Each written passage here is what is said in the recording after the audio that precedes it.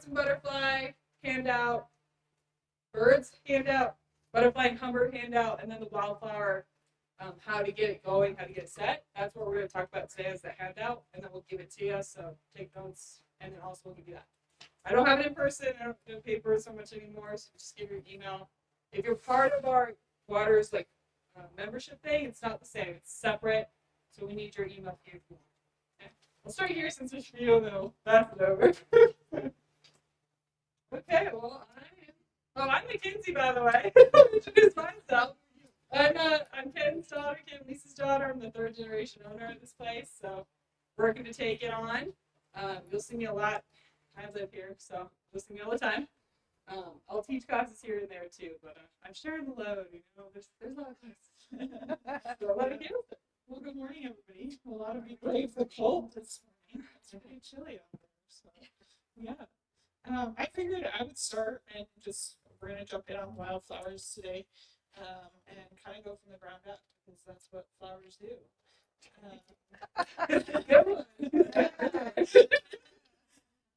So yeah, we carry several different mixes of wildflowers, and we've got a couple of them up here, so you guys can see. We've got them in bins down there. They don't come this big. You don't need this much. So we've got like little bags you can fill depending on how much you want. But yeah, when you do wildflowers, you're definitely going to do it early on. So it's kind of a nice thing for people who want to jumpstart that cold weather. You're like, start gardening, it's too cold out. The wildflowers are kind of your thing. So usually we start by doing a mix. You want to do that partially because you got to have it covered from the sun because you don't want them burning, but also you don't want to be feeding the birds all the seed you just bought because they're going to eat it all. So you're going to do, we recommend a mulch, which is what we've got down there. It's a compost mix, so it's got some nutrients in it and stuff. It's going to help with water retention and things like that. And what we do is just actually take our seed and mix it right in the mulch. That makes it easy dispersal and coverage at the same time.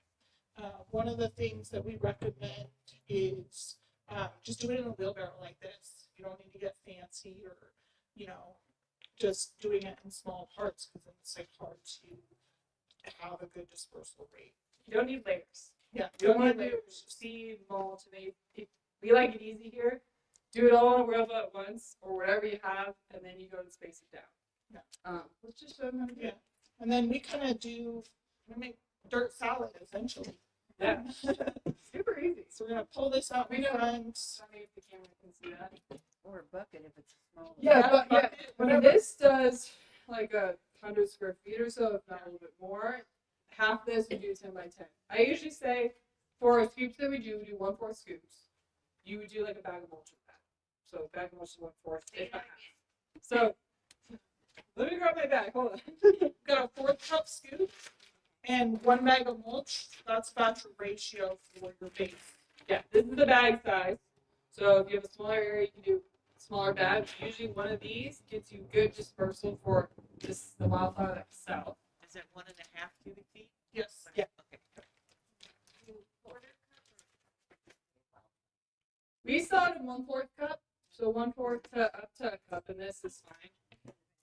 Yeah, so we're gonna pass out some seed at the end of class, so that's why we're showing you how to mix it up.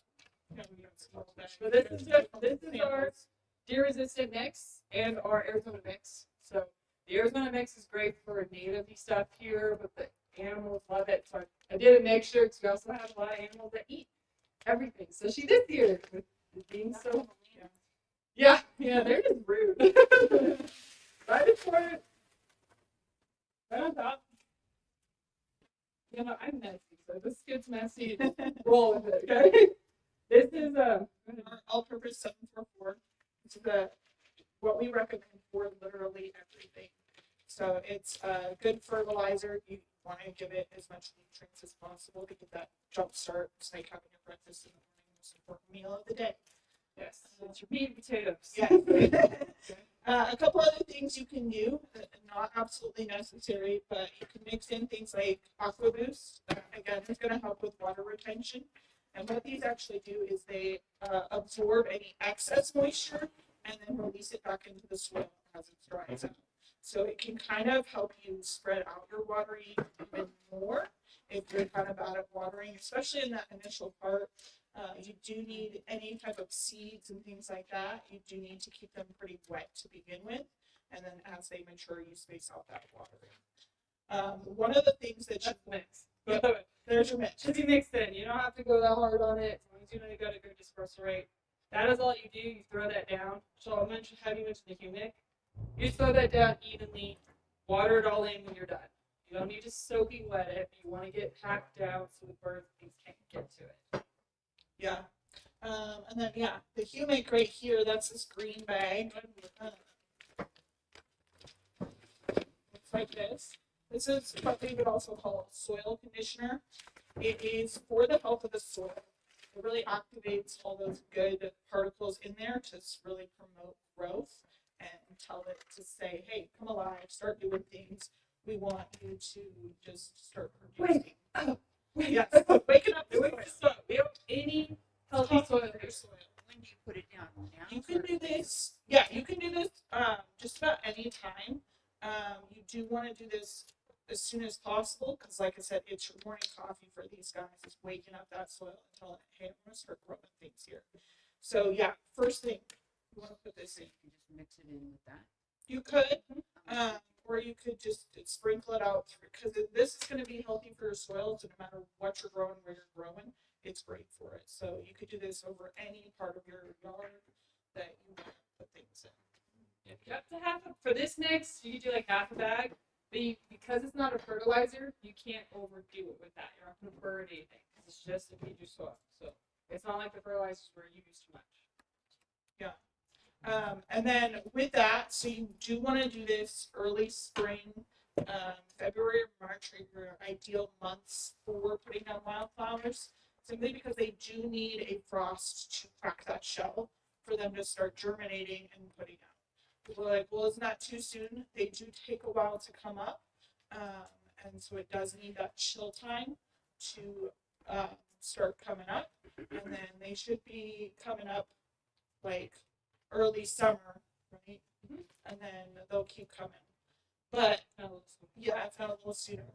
These mixes are primarily perennials, so they will come back year after year. They do have some annuals mixed in there. Those annuals are very high in reseeding.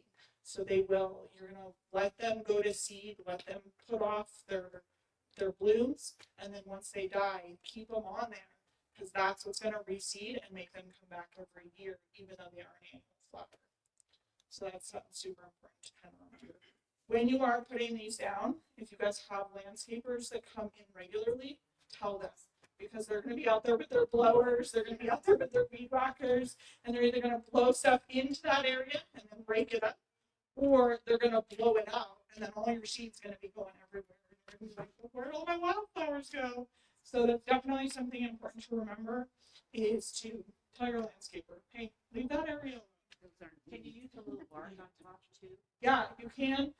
You don't want to go too thick. They do need to be pretty close to the surface. This is mulch. It's a mulch mix, so it does have some wood particles and stuff in there. But yeah, you could do a little bit here and there. I'm just thinking about blowing away Gotcha. because it's got a lot of wind. So, putting down bark over it. Yeah. A bit of bark. Somebody recommended to take a piece of plywood and put it down on top and step on it, and then take it off.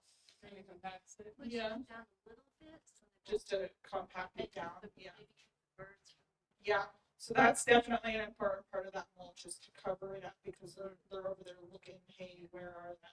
There's how much work you want to do. Yeah. If it's your hobby to go do that stuff and take time outside, that's Yeah. perfect. But if you're like, I don't have time, I just want pretty things, Yeah. you don't have to. Just But make it an easy it process. can. Yeah, for sure. I mean, some people's hobby is watering. So not planting, to gardening, it's watering. So you know, we have hobbies. When you put this down, you do want to, this time of year, you want to water it every few days. You're going to keep it pretty moist, but as we move into those warmer months, you're going to back that off incrementally until you're only watering once a week. And then, yeah, they are very drought tolerant. flowers. So eventually they'll just kind of do their own thing, and you can water less and less as the years progress. They're mostly native flowers to this area. That's why they're called wildflowers. It's because they're really geared towards this environment. Yeah, watering, if you do it now, it's so much easier in the summer and stuff. Most people try and plant then. You have to water every day, twice a day, 3 times a day. It's just a lot to get those things to come up. If you do it now, every couple of days, once you start getting growth on it and get some good legs in it, then that's when you can start backing off. So that's by that summer. You mean now, today? Yeah, they need that cold to break open. And with that snow coming, it's actually kind of perfect because then you don't have water. But yeah, they love the cold because they don't send off flowers till later, so you won't lose flowers, and then you'll get the plant. Yeah, I know it's counterintuitive, but it works. So we should, if we plant these wildflowers and everything, we should start watering right away. Yeah. Wow. As soon as you put them down, like that day, you want to give them a nice, good, like wet So layer. don't wait till the spring to plant them.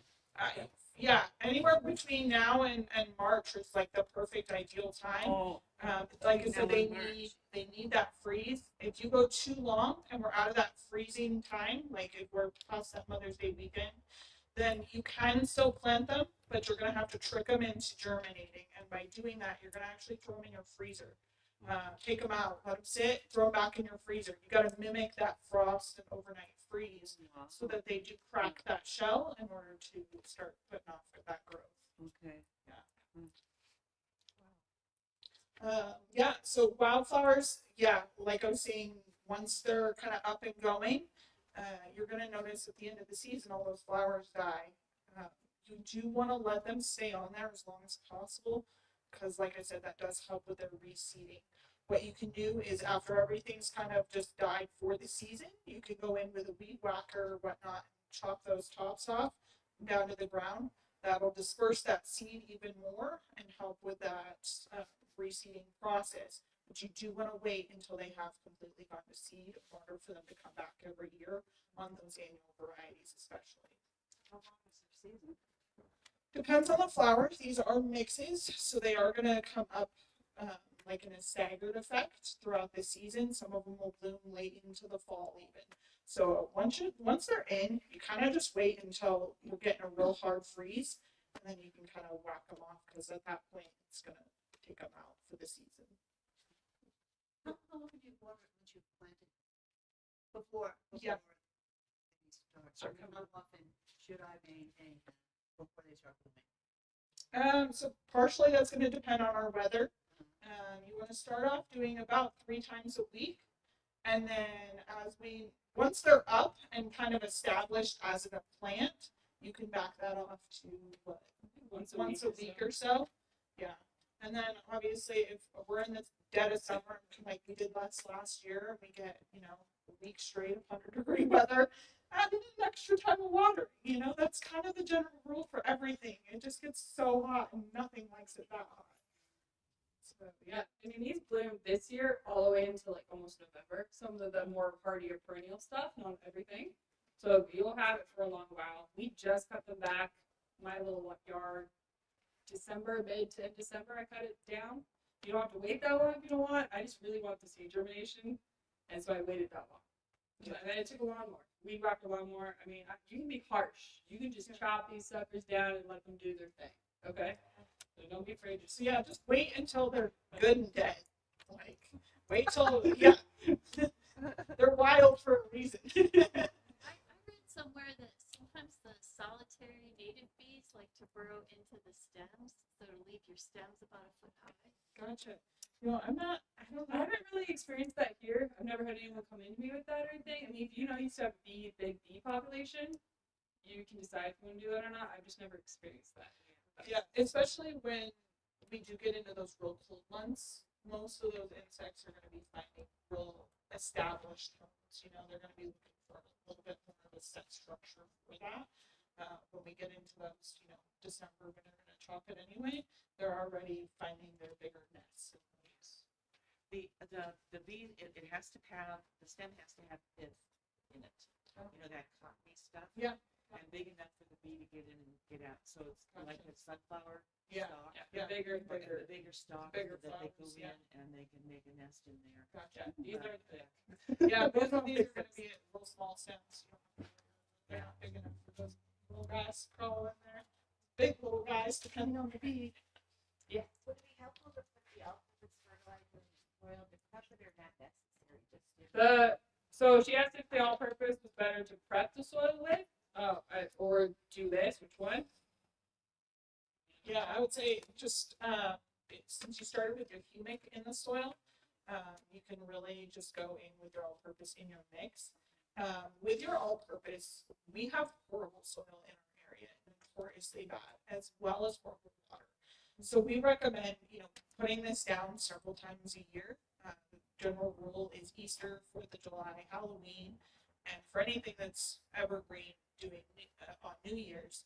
So if you're in the habit of doing that, your soil's already going to be at a good general level. You don't have to worry about, like the logistics of right in the soil or in your bag. There, it's going to water activate and kind of take care of the same Yeah, thing. we just put in a new house. I don't think the soil will take care for 20 years. Gotcha. So new conditions, then yeah, you definitely Both of want us. You want both. you You wanna make do first. these. And you can, like I said, you can alternate these just to kind of keep things going. You can do this several times a year. One of the other things that we recommend is flower power. So flower power here, I just started using that once I started working here. This is like the most amazing stuff. If you're growing flowers, you want this. It helps push blooms. You use it every 2 weeks. It's water soluble, so I just dump a scoop right in a watering can and then just go to town watering on my regular schedule. This can be used on not just your flowers, but on your fruits and vegetables, anything like that. And when you're putting it down for those guys, obviously more flowers means more production on your veg garden as well. Fruit trees, anything that puts off a flower, you want to use this stuff. And keep in mind, like if you're setting up for an event at your house, you really want those blooms to pop. Do that 2 weeks before your event, because that's about the time it takes for that to feed all the way through that plant, and it's really going to help it push more and more plants as you go. Yeah, this works really fast. You do have to follow directions a lot more closely. It can easily burn your plants if you use too much. If you follow directions, you're going to be fine. It's 12, 48, 8, so that 48 is roots and blooms kind of thing. So it makes blooms go because it's high. Just use the recommended amount. Don't do more. Okay. What part of the wildflower process would you put that down? I would say once the flower, like the plant part of it is established, you don't want it to push blooms until it's got a good root base, because that's what's going to feed the whole plant. So it needs the roots and good structure before you put it in. But Yeah, as soon as you start seeing it bloom, I mean, you can Yeah. let them bloom a little bit. as soon as Start you it. get those buds. Yeah, so May, or April, May, somewhere in there to push it. Are there any concerns about using these products around pets? I'm not 100% sure Humic, on humic. These are pet safe products. Obviously, you don't want to eat the whole bag. Eating a whole bag of anything isn't good for any of us. Yeah, it does. It got some stuff in there. They like the smell. They do want to eat it. We usually recommend once you put it down, you water activate it. Keep your pets off until it's dry. It's usually a good safe, dispersal rate in there.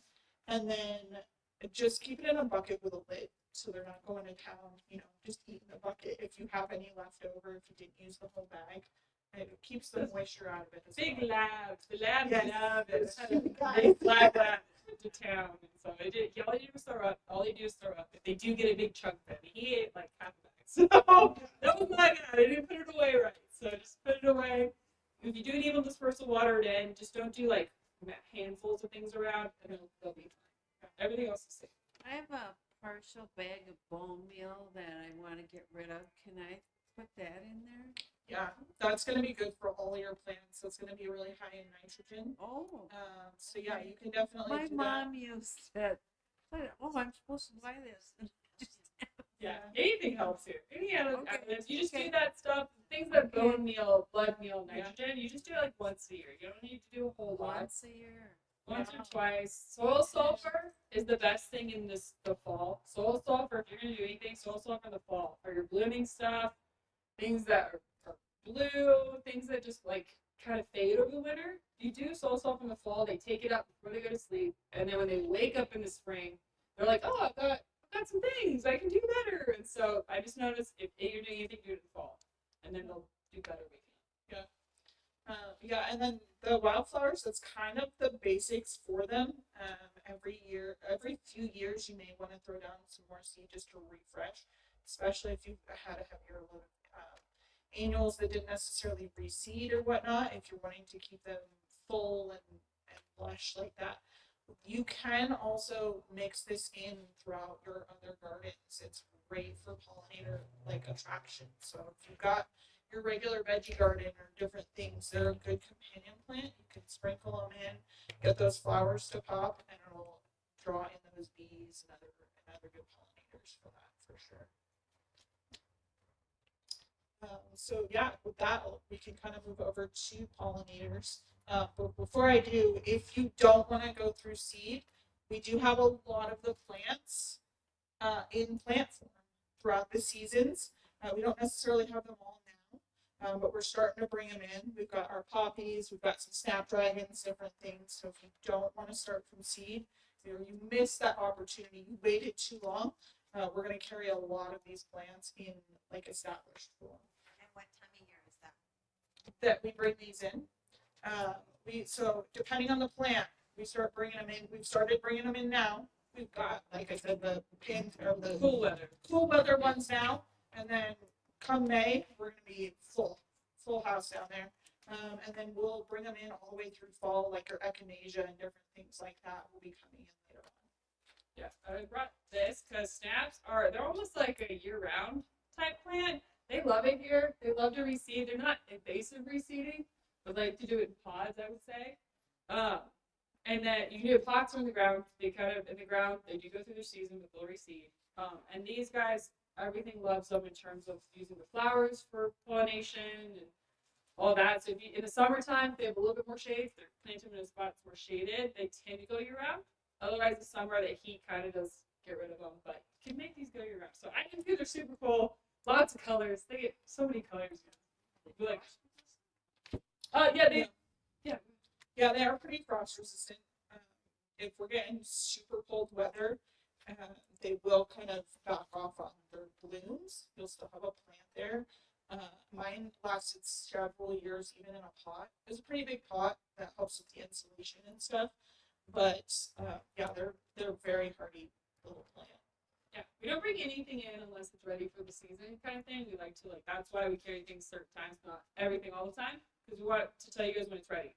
So we only brought in cool season veggies, and we're starting on veggies, not yet. Flowers, herbs, things like that, and we have hardened them off for you. So when they come from California, we're not selling them to you right away. We harden them off, and then you can plant them outside, and they'll be fine. They may lay flat if you get snow. They may go through their change a little bit, but they'll still be alive and do fine. Just to throw that out. So yeah, jumping into the pollinator and birds type of things, you do for any of those guys, you want to create an environment where they feel like it's home. So that's creating shelter, that's creating water, and that's creating food. We all need those things. So doing that, you want to create different heights within your garden. And in your landscaping, you can see we have a few different ones, and bringing in blooms throughout the year, just different times of year, because that's going to be their food. So you can see we've got like the camellias; those are winter bloomers, so they bring flowers in. We've got those now. They've been blooming. They're almost done blooming. Actually, they've been blooming all winter. They come in different colors. They are beautiful. When they're in full bloom, they're just loaded with flowers. Yeah. And so that's definitely a good bird attractant. So in the ground, not in a pot. You can do them both. With anything in a pot during winter, you want to make sure it's a large enough pot that you get that really good root insulation.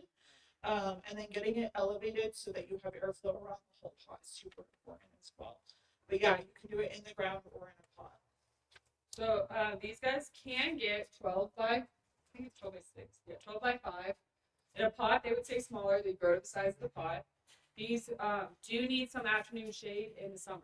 So they can be full sun right now and stuff, but in the summer, they need some shade. They can burn a little bit. But because they have that glossy leaf, they can have some morning sun, afternoon, late afternoon. They'll be fine.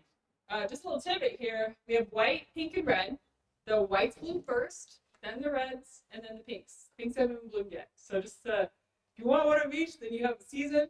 But they do kind of bloom in color. I don't know why. It's weird how they transition into that. Full shade is great. If anything full shade, you just have to watch your watering. So because they have the glossy leaf, sorry I'm talking about it. Take it away. Because of the glossy leaf, they hold a lot of moisture. It's not like they're going to dry out. So you probably maybe once a week as the week goes. Possibly even in a full shade area. Yeah. Yeah, they bloomed. They've been in full shade here for a little bit. They still bloom. Again, you might throw some flower power down with your season buds. That will just fully push it. Yeah, I don't think it's all that. Yeah, so that's one of our taller heights. We do have some other bushes here. We've got our lilacs we've brought in. We've got some honeysuckle. Honeysuckle's a great one because it is a semi-evergreen. It puts off those tubular flowers. So if you're looking for something that the hummingbirds are going to love, it's a climber. It'll spread every which way you let it. So it's great for those pollinators. It's great for the bees, birds, all of it. They've got places to go to hide, to hang out, and to kind of create that natural home. And you're going to have green all year from these guys. As you can see, they've got leaves on them now, and they're looking pretty good. How does it do in the summer? Do you need sun or shade? These can handle full sun. That's one of the reasons why they are a very popular plant. They can just take it. Obviously, with any plant, you are going to water a little bit more during the summer than you are right now. But yeah, these can take it, no problem. Would they do okay in the shade though? I wouldn't say full shade. They are going to need some sun. But if you've got a partially shaded area and you just let them climb, they'll go find the sun. Yeah, they won't Yeah. bloom if they're in full shade. They'll just probably do that. Yeah. Their blooms are really nice smelling, attract a lot of things. They can bush up if you want them to. So if you take the stakes out and just let them do their thing, they will be a big bush as well if you don't want the climber. They're kind of universal. Yeah, this one here puts off a yellow and white flower. There are other varieties of honeysuckle. Not all of them are evergreen, but they'll all put off different colored flowers. Some of them are purple or orange, so they do come out and kind of climb and put off different colors for you. If you have them in a bush form, Mhm. do you have to cut them back every once in a while? Because mine got really woody. Yeah. Yeah, good. So the question was, if they're in a bush form, do you need to kind of cut them back? Yes. With almost anything binding, you do want to kind of clean them up, open that space up so that they do get light in there. You want to do any of your pruning for just about anything in March. That's your kind of your month to prune around here. And you do want to make sure you leave enough of your plant that it's still able to put off. If you cut it back too much, it's putting the energy into kind of just growing in general, and it doesn't necessarily flower as much. They are meant to climb, so you want to keep them on a structured thing. They're going to like that. Your fence, a trellis, poles, whatever you can. They like to climb up things. So let them do that. But yeah, you can definitely prune them back and shape them. And you can, with just about anything, you can shape it throughout the season. You just don't want to do a major pruning until that early spring, March. Yeah, one thing, so you kind of see that in the lilacs, because the lilacs are the same way. Anything, roses, if they have that big woody, they get woody after a while, they get thick, they're kind of like, they start looking a little ugly because did you see the wood? So the lilacs can go away. I don't know if you guys can see this real thick one right here. It's kind of a lot thicker wood, then you got these little ones. They've cut that old wood. So it's good to go in every few years and cut the old wood, because it sends up new, fresh, thinner wood from that. So it'll keep your plant going longer. you cut it every few years, that old wood, and let the new wood kind of come up. I took over an old house as well, had roses. They were thick and everything, and I just chopped all that old thick stuff out. And it's sent up a lot of new things, new fresh. Well, here comes the cold air. So we have a big plexiglass that we have a big cold air. We're trying to keep the warm air. So don't mind that. So anyway, yeah, so lilacs, things like that. Cut. So What that. time of year do you cut that? Lilacs are different. Lilacs and forsythia, you don't cut back till they're done blooming. Because if you cut them in that end of February, beginning of March, you'll lose your blooms for the season. Everything else that's not a spring bloomer, you cut back almost in a month, the end of the month, beginning of March or so. End of February, beginning of March. So that's why this is a little different.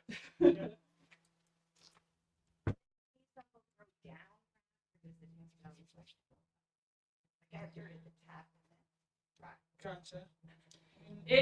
Things that grow up don't like to grow down. If you plant at the bottom, they'll go up, they'll do great. But junipers would do it, cotoneas would be better. Just not the vines. Yeah, for something like that, you'd be looking for more like a creeping ground cover.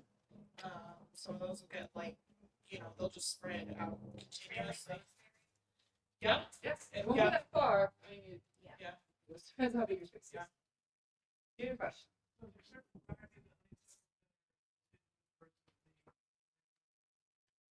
Oh, the Japanese. Sorry, he's cleared it up. The Japanese honeysuckle is the only like true semi-evergreen. Every other one will lose its leaves.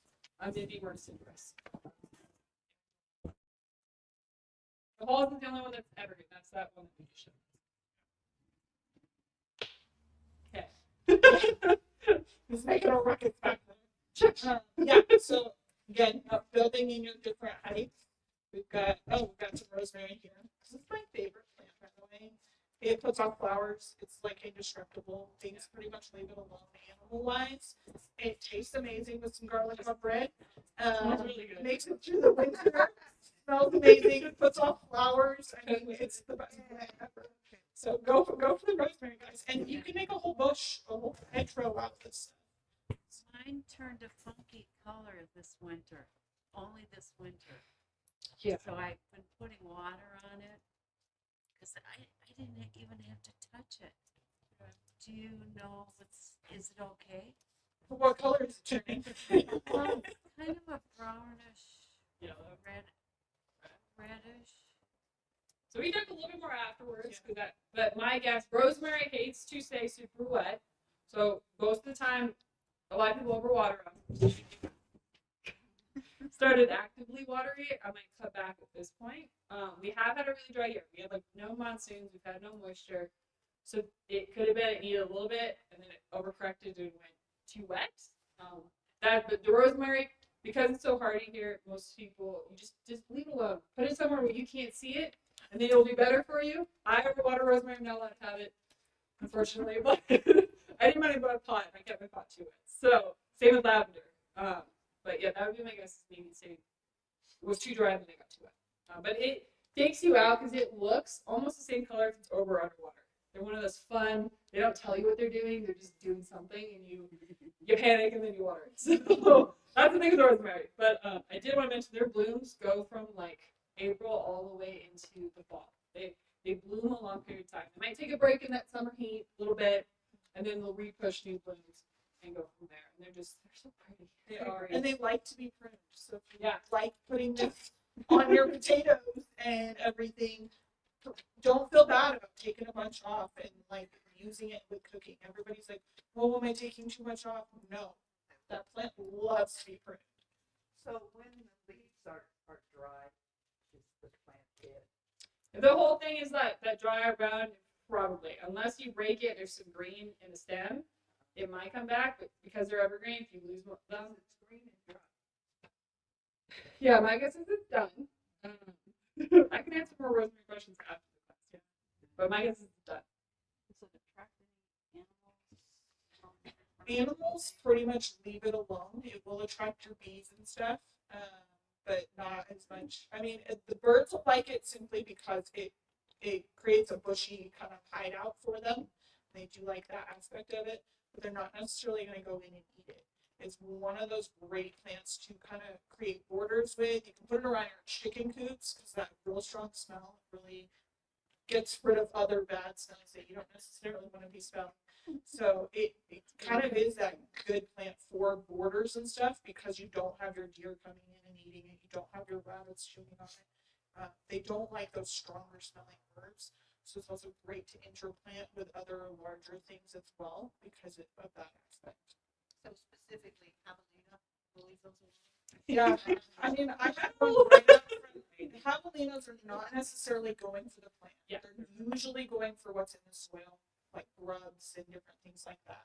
So if you're noticing they're going after a specific area, check your soil. Look for bugs, look for things like that. You may want to use like a grub-free zone or something because that's usually what they're going for. Is those. Yeah, it's just a little granular. You can put it out there and it'll take care of those yucky guys for you. Shows the love and the grubs. Yeah. Question, when they actually feed birds, Hmm? the javelina come, and they seed all around the lavender and Yeah. Yeah, I mean, the only reason they won't root up old things, they would root up a new one if they were like just playing around or they were being Dangerous. root. Yeah. That's how believe it. But if it's old established, they won't touch it. Unless you actively put them for seed. Yeah. Yeah. So yeah, that's rosemary, lavender, anything that smells. We've got some other things that you can mix in. We've got like our Nandina or heavenly bamboo. Grabbing several plants here. There are several varieties of this plant here. You can see it does put off this gorgeous red color. These are evergreen, and they are they're pretty drought tolerant. You can put them just about anywhere. They don't put off flowers, but because of this red color, they're really good attracting for birds and different things like that. They like that colorful spot. And then you can see this one here bushes up real nicely. Got another variety here, a lot smaller leaf, a little bit different coloring. Again, it's going to be evergreen. I think all varieties Yeah. are evergreen on this one. So it's great to have that seasonal kind of habitat for your birds and different stuff. Do the birds like to eat the berries that are on there? No. Not really. These guys won't give off berries. The only one that does that is the the more native one. You can't really find anymore. This is the Tuscan flame, and that's the firepower. I really wish I could remember what the variety was. Anywho, there's only one that gives off the berries. The rest don't. And then they can't eat it if they're desperate. It's not something they go Because we have one that's got berries and we never seem to like them. Yeah. I read the berries are high in cyanide. Yeah, they're kind of toxic. But I've never had dogs go after them either, by the way. But it's always a concern if you have dogs for the ones that bury. But I've not had dogs that actively go choose that stuff. But you don't get some labs in there. They'll eat anything. I have a couple standard Mandina, and for one thing, they're great in flower arrangements. The leaves and the branches last forever, and they're really good in flower arrangements. Mine flower, and the beads cut to the flowers. But as for the berries, I cut them off and I use them for decoration. Yeah. There you go. So they're good. So they're really a multi-use bang for your buck plant. Yeah. Really good. You can love them or hate them here, but they do great here. So. Yeah. One of the other things that we just brought in right here, this is our hellebore.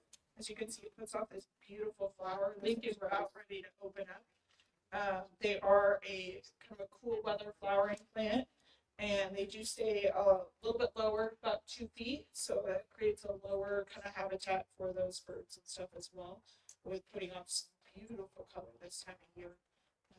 They're the earliest bloomer. They kind of come in. They full shade. They don't do a lot of sun, especially in the summer. They can do northern, eastern side is the best for them. Pots, they do fantastic. Ground, they can do it as well. They are more like a bulb, so they will die back to the ground and live as the bulb and then come back up from that. So you want to make sure the bulb kind of stays a little moist. But we brought them in. This is the only time of year you can get them. I don't carry me around. This is kind of it for the next month or so, and then I'm out. Super happy to tell you that. But yeah, I have people bringing pictures all the time of their pots, and they just get nice and full and beautiful and just they're amazing. I just wish I could have them. I don't have shade. So yeah. the other bird, you probably talked about the yucca as like this sun version. Yeah, so we're talking birds right now, and hummingbirds, they love anything with like that fluted flower. So anything that comes out in a cone. These guys here are the stoplight yucca. They put off these bright, bright red flowers, which we know hummingbirds like that bright red. They're going to be one of the most drought tolerant things you could put in your landscaping. And they will put off a ton of flowers as long as you give them some good food and, you know, periodically give them some water. Obviously, everything needs a little bit of that. But yeah, this would be great. They're pretty animal resistant. Not much is going to go after them to eat them. So it's another kind of set it and forget it almost plant because you just really don't have to do much for them. This is the red light yucca. So I I put like it more the dwarf Stop. version. So your red yuccas and your yellows get like twice the size, maybe 4 feet. This says more 2 feet. Yeah. So it's more of your fits in around rock, especially blooms in the summer like crazy, and then you kind of is done. But this is just getting there. It's starting to bloom. When it finishes blooming, you cut it down as much as you can to the base. You don't leave them on. Don't need to. The ones you see around town that throw up those little balls, you can keep them on just for fun because the balls they're decorative. Only thing in the color in this Christmas time, and then you cut it down. Do not let your landscaper cut these. They mistake these for grass a lot of the time. As soon as you cut them, it will take years to recover if they choose to chop up all this stuff. So just be aware of what your landscaper is doing. Don't let them have free reign if you're doing stuff like this in your yard. Watch them. Yes. You said what kind of fertilizer? Yeah. So again, all-purpose 744. We kind of put this together based off of every single soil test you guys have done over the years and years of what our soil's lacking. So that's the stuff here. Use it on literally everything. Yeah. It's not too harsh, especially a lot of people think you can't do fertilizer in your native stuff, like your pines, your cypress, yuccas. Because we make this for the area and it's so low, 744, so real low numbers, and it breaks down over 3 to 4 months, it's not going to overwhelm those native-y things, so it's still going to give them that. So I've had that happen this year. What's that purple one? This purple one, yeah, this is a brown color cover.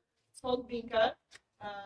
Loves the shade. So if you're looking for a shade plant, this is a flowering one. Puts off these purple flowers for quite a while. Mm-hmm. Like all summer around. Yeah, almost year round. It just keeps going.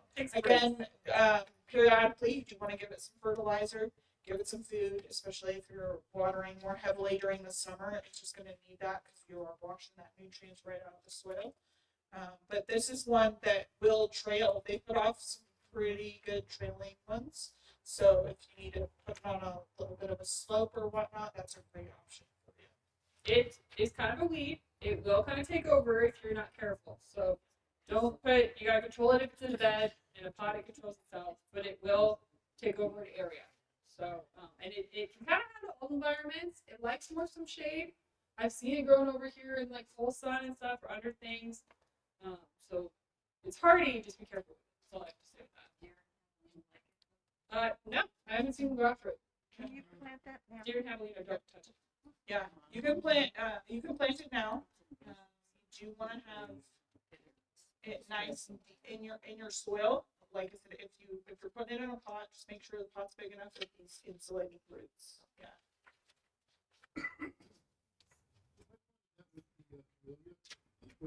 Would it try to suffocate that camellia every time? Is that the- It could. It definitely could. It wants to curl up anything and everything. If you just go whack it occasionally, you're fine. But I would say it probably maybe could. Doesn't grow up the pine. I've never seen it grow up the pines and stuff, but those thinner trunked things, it can start doing it if it's not in check. One of the other things. Go ahead. It's your class. I was going to talk about was actually bird baths because you Yeah. want water in your environment. One of the things you can do during the winter, obviously, you don't want it freezing continually, so, and your birds are going to be mostly moving on depending on what varieties you have. But yeah, giving them water, it's going to bring it in. You can use things like rocks and pebbles, pretty things, if you want to use it more for your bees. It gives them a landing pad. So bringing in little colored stones or just basic rocks is fine. That's going to help out your pollinators. Going to bring them in. They're looking for that moisture. are looking for a drink, place to cool off during the heat of the summer, they'll go land on that. It's also going to help out a little bit with your humidity in that spot there too, simply because you're adding water that wasn't there before and you're letting it go. I have one more thing before I forget. I have noticed if you have a deeper bird bath and you're like, birds are not coming, I don't know what's happening, where are my birds? If you put a rock or something in there for them to be on, also, I find it helps a lot. That they like to lean on and go from in there. So just think about that. We just moved into our house and inherited a flock of sparrows or whatever they are. And to give them water in the morning, of course, you know, it's freezing. Can you set out a dish of hot water? It won't really hurt the birds. I don't think so, especially with the temperatures we've been having. It's going to cool off real fast. Oh yeah. I'm not saying anything that's too hot. Yeah. Once the sun starts hitting where there's bird bath is, I've been putting out hot water because whatever's left in there overnight. It's frozen solid. Yeah. But I Yeah. use a heater in mine. Yeah. Keeps it from freezing over. Yeah. They do have heaters for bird baths too, if you want that more year round. Because if it kind of, you can run into the thing if it freezes and thaws, it could break your bird bath or create cracks. But if you have the heater in, it does stop that process, and you won't risk losing your bird bath. Kind of thing. Is it battery powered or do you get to plug it in? I don't. Is it battery powered or plug it in? I'm sure it's battery powered too. We just don't sell them, so I don't know a lot about it. Jay's bird, not Jay's bird brother, not called it. The Lookout. They probably have all that stuff and know better. Yeah. Yeah. Okay. We're doing okay in time. I do want to mention we do have our forsythias. I just get excited because this means spring is here. I know it doesn't look like much, but these guys are those bright yellow flowers you see early spring. They're the first, second things to bloom. They're going to come out here in the next month or so, and they're just going to be full of yellow. Full yellow first. They don't leaf out, they leave flowers first, and then they leaf out. So they're great mix in your yard for some springtime color. And then they'll be done, and then you move on to your summer stuff. But these guys, I mean, I don't know if you can see that. You can look later. Bright yellow. That's the whole bush. Different sizes. We have different, varieties of sizes, but those and lilacs are coming up. What's the name again? It's a forsythia. This one's the spring shine. So I think this is a smaller 2x3, real small guy. Full sun. Yep, full sun. You can do some shade, but full sun is better for them. They like it. So as you kind of notice, we're talking about all these different plants, and seasonally, you want your garden. You don't want your garden to just go dead for part of the year. You want to enjoy it all year long. So that's why we're talking about different things coming in throughout the year, and then also just having it like bloom different types throughout the year. So yeah, for birds and creating that habitat because you want them to kind of create. You want it to be their home. We had last year, we had some hummingbirds just kind of move in. They were here. They'd be like sitting on the plant. You'd be like, no fear of customers because they just got so used to Took a us. picture. Yeah. They're kind of coming in. But yeah, creating that environment that birds are naturally going to want to go to, if that's what you're looking for, is just creating different levels, different thicknesses in your plants, water sources, food sources is super important. And just throughout the whole year, you bring in your spring, summer, fall, winter. We've got something for that throughout the whole year. So we may not have it now, but we'll bring it in during the season that it should be planting or the season that it is fully blooming. So that's going to be kind of what you're looking for. We never got the sign up sheet. It must have stopped. Thank you. You got it? I will say there's this thing that some people, and you'd probably be opposite of me, that the birds and the hummers are drawn to certain colors. Maybe because we have so many colors here and I'm not used to that. I do think the purples and the reds tend to bring in a lot. They see that more for some reason. They like it. It is hard to find a red blooming flower that thrives full sun here. There's a very few. Salvia is a good one. It comes in the summer. Blooms all the time. But just so you know, purples and blues and yellows are more prominent. But just sort of, I don't think there's a difference. Yeah. But some people say there is, so just throwing that out there. No, as long as you've got like that right shape for those, Yeah. specifically for those hummingbirds and stuff, you're looking for that dome shaped flower that's got a little bit of a flute on it. If you're looking for, Huh?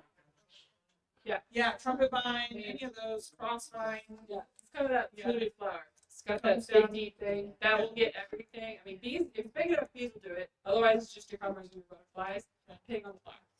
yeah, if you're looking to bring in butterflies, we carry butterfly bushes. We don't, when we usually get those. Later, we get Yeah. hundreds. Come back They're in coming a in. couple years. But you're looking for things like that. You're looking for milkweed. You're looking for yarrow. They're looking for landing pads. So big, like top-heavy flowers.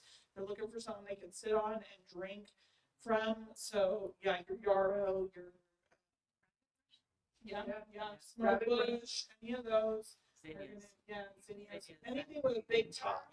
It's bringing It's more of it. a summer plant. Yeah. So you bring these in when they bloom, they look beautiful. And So you gotta keep coming back, guys. You can't just buy and leave. You gotta come say hi. Yeah. So we are seeing a lot more of our dormant stuff right now. It's a great time to plant because then it's already in the ground. It's ready to start getting that nutrients and insulation and start blooming as the season progresses. Obviously, you're not going to be able to see a whole lot of like, oh, just sticks right now. Check those tags. You're looking for what it's going to look at like during the peak part of the season. And we're not going to bring it in here until it's really ready to go in the ground. That being said, you may need, like if it starts blooming early, depending on our weather, you may need to cover it, but it's okay to plant any of this stuff now. Yeah.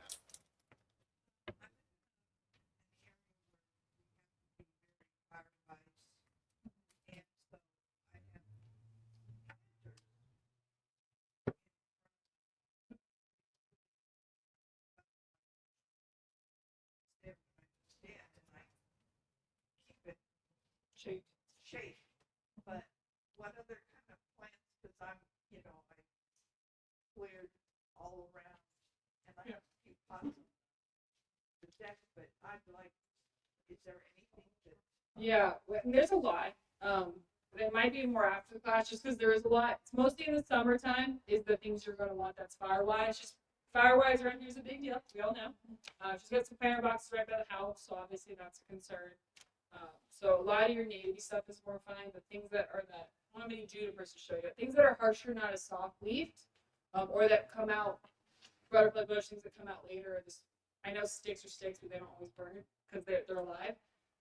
Would be better for that kind of stuff. Just stay away from like your leaves and your things that leaf year round. The euonymus. People put those close to the house. They're not firewise because they will go up in flames.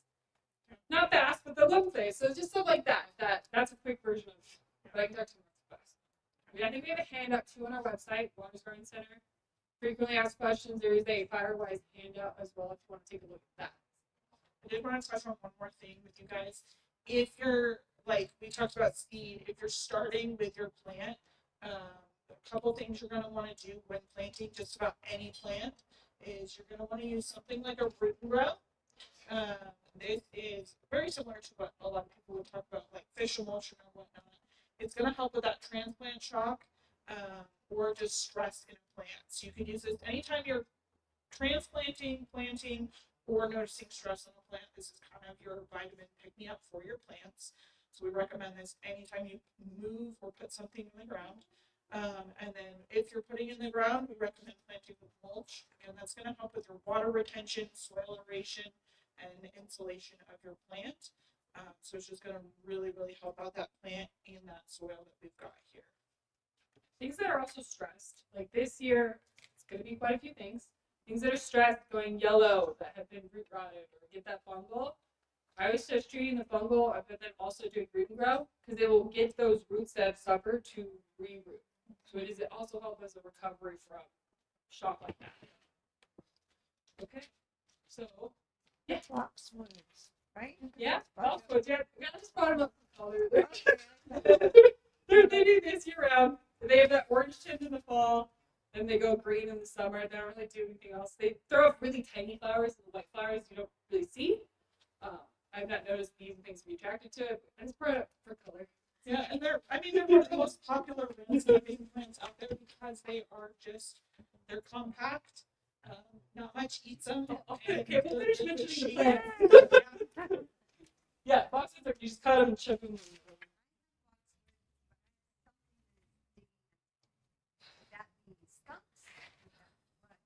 Could be any of those larger rodents. Again, if you notice something digging at the roots, you probably got some sort of bug or grubs in your soil. So that's going to be your go-to is check for something in the soil. So treat it, like I said earlier, with that grub-free zone. Another thing you can do is put down like an animal stopper granular. It's mostly made with like real strong herb oils and things. So it's real safe for the plant and the environment. But it's just going to tell them, hey, this is not, it puts off that harsh scent. So it's going to tell them to go elsewhere. It's called Animal Stopper, and it's just a granular form. We've got it down there. It's a bright red tub. With that, you don't want to overly saturate it because it will deactivate that scent that it's really got in it. Other things you can do is if you notice you have gophers, is putting a gopher cage around the base of your plant when you put it in. It's like this mesh, just kind of netting or bag, and that'll kind of mitigate or eliminate the risk of them coming in from underneath the plant if you are experiencing something like that. Better than the gopher cages are better than chicken wire simply because chicken wire rusts and basically falls apart. The mesh, I think, is stainless steel. It won't fall apart. So, but yeah, she said something rooting around a tree, javelina or skunks, most likely.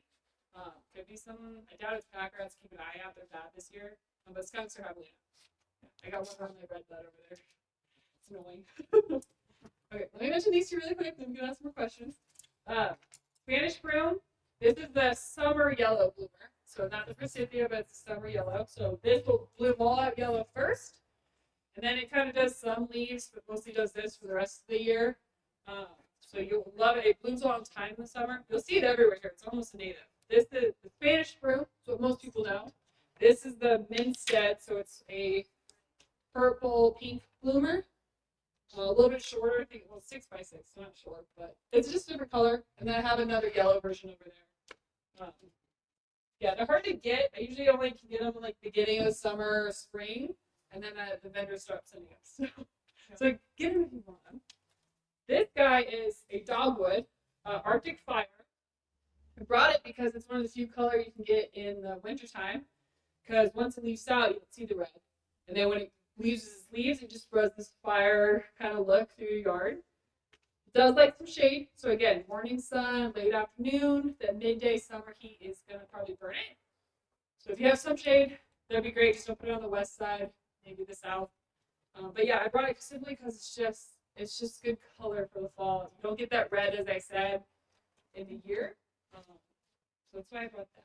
Yeah, it's cute. I think it gets me to the size. 4x4, so a little bit bigger shrub. One of the other things that we kind of put together for you folks is we put together calendars this year. So like we've talked about different seasons and what we're doing. And you're like, well, wait, when am I supposed to do that? So that's kind of what we put together through these. So like July, these are the things that you're wanting to do in your garden. We've got insects to look for and what's going to be blooming that month. So kind of a handy tool. You can check it periodically throughout the day or season, year. Yeah, Ken put that together, so it is for this area. It's everything he talks about. It's not like it's a random calendar. We made it for you guys. Our area. Yeah. Yes. So do you sell miner's lettuce? I have it in seed for sure. I don't know if I get it. Yeah, it depends on what lettuce I can find. She's actually certain lettuce. Lettuce is going to start coming here in the next few weeks. Miner's. Yeah, I don't remember seeing it or having it, but it depends on what I can find sometimes. Yeah. Anything else? Any more? The yellow poppies behind you, are those the Mexican poppies? These are violas. Oh, they're violas. Yeah, the only poppies I have right now are these. I do get the California poppies a little bit later, the orange ones. Yeah. I do get those a little bit later. We Those do orange have poppies. a whole mix of just different types of poppies. It's called parade of poppies down there. It's a whole seed mix. So if you wanted, you treat it just like these wildflowers and when you put it down and how you do it. But you'll get tons of colors, a whole rainbow of colors, which is real fun. And they can handle that full sun, no problem. And they're And pretty shade. good, yeah, full I sun, love those. shade, and they do reseed as well. Yeah, poppies can kind of reseed everywhere. So Yeah. be careful with them as well. They're not as basic as the mango, but they do like to reseed. Yeah. I would assume that poppies are in some of your seed mixes. Yes, I think they're in most of our seed mixes, yeah. Yeah, they're definitely in the Arizona one for sure. Yeah. Anything else? Okay, go with the yes. Bye.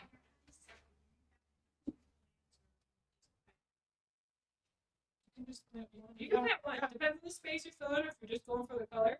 They'll bloom no matter what, so you don't need two. You just do And they'll get That's the pretty honeysuckle. big. These ones get, they'll go as far as you let them go wide, and they can get up to 30 feet tall. It is going to take quite a while. I don't know if they'll quite reach that just in our environment, but they have the potential to do that if they've got the right, food and water, that good stuff. Size pot, say I'm addicted to put that. This one here, So you don't want to size up too fast on things because you'll freak them out. They're like, oh, too big a space. So that one, I would put probably like a 10 to 12 inch pot to start, and then eventually you might have to upsize, for 5 to 6 years, and then upsize again. But yeah, when things start small and they get into a pot, they'll kind of grow to the size of the pot. So that might grow to the size and then be finished. And that's a whole other class. Yeah. That's general. Bigger pot, say like if I put. Yeah. Yeah. 3 of them, I think they'll outgrow each other because they get so big. They'll choke each other out. I would only do one and try and upsize if you can. well, Could you plant it directly in the ground? Oh, yes. And have it Yep. grow? Oh, yeah.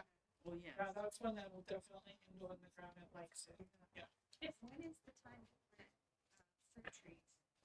You can plant fruit trees coming up here pretty quick while they're still dormant, early spring.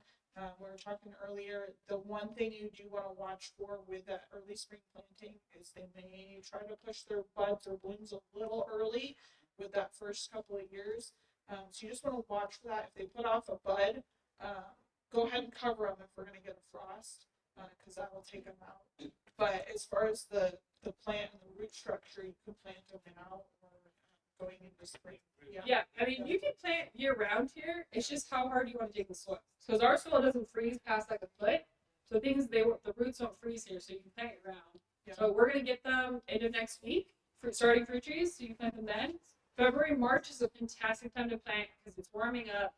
We're not quite hot yet, so things will root out before they open, leaf out, and then you don't have to water as much in the summer because you're planting early. Again, using a good humic beforehand, and then a fruit and vegetable fertilizer when we come into that growing season of the fruit development.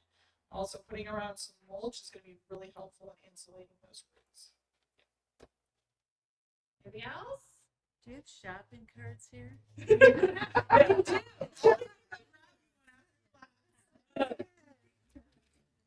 Yeah. I apologize for your ignorance. Is there a way you can 1 minute tell us about together what you're mixing and what you're doing? Yeah, let me say one thing. So I'm gonna, if you want to stick around, I'm gonna take some of the mix that we did, put it into bags. You can take it with you, try it out and stuff. So you can do that after the class, and then I'll let her finish with the talk on what we have, and then we'll end it, and we can answer questions afterwards.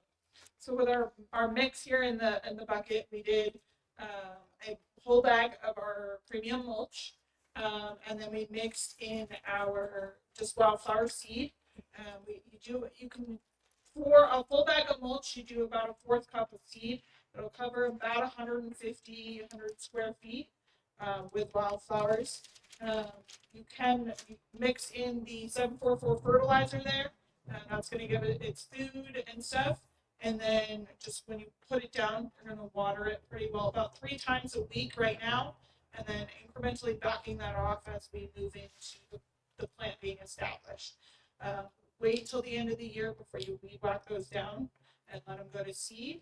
But that's going to be your basic mix. You can add in other things like Aqua Boost. That's going to help with that water retention, so it'll hang on to water a little bit longer, especially during those hot days.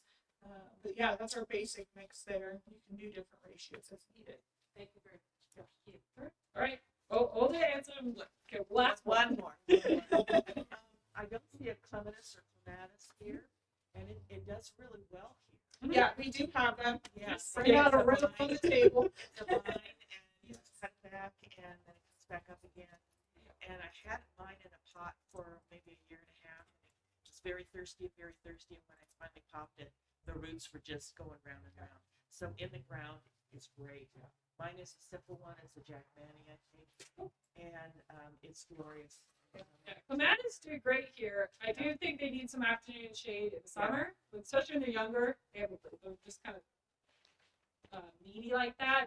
Big blooms, big giant blooms, several colors. I have them. They're not that pretty, and they're not a spring thing. They're more of a summer thing. But yeah, there's lots you could do. Now you're asking the hard question. CLENATIS. They're good companion plants too with climbing roses. I Yeah. put them in the base. Oh, And they okay. climb up. Through the roof. Nice. Yeah. These people do. There's so much We you can did do. just start bringing in our herbs. So we've got some rosemary, oregano. What else did we bring in? Sage.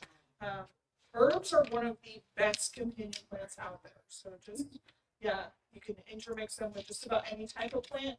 And they are going to somewhat deter different bugs or animals because of their strong scent. So, yeah. Okay. Thank you guys for being here. Appreciate it.